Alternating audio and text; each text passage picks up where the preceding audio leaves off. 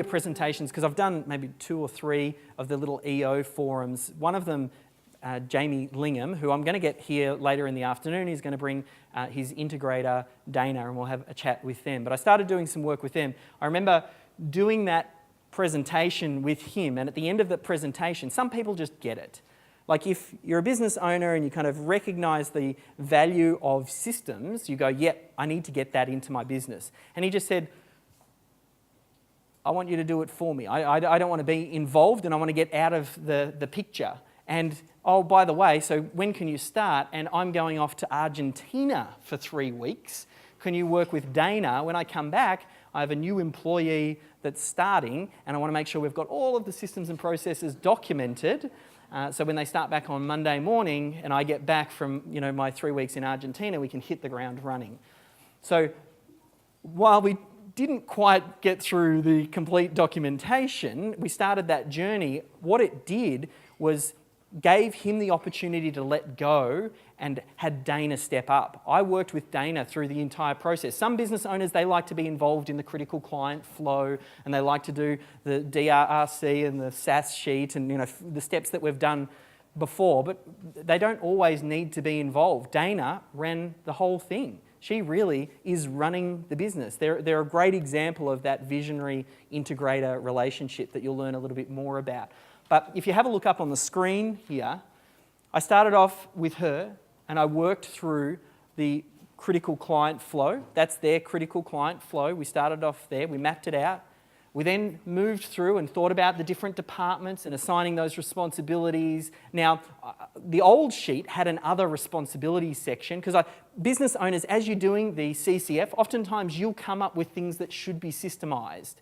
And you're like, oh, we should be creating a system for this. But it falls outside of the critical client flow. So I used to have a spot on the spreadsheet where people could kind of write it down.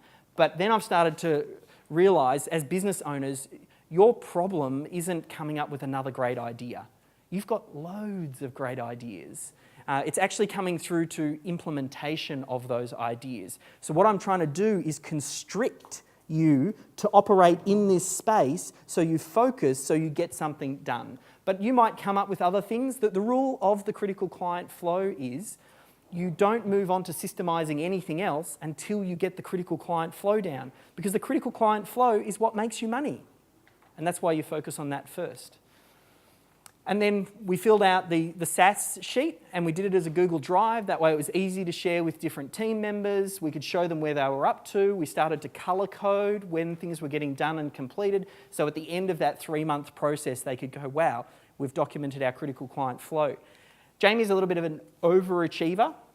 And then he went on to create the absolute immigration process. And he created, there's 2 versions of this, 2 flavours. There is one for the client, and he thought about the process of going through to get a visa application approved and thought about it like a triathlon.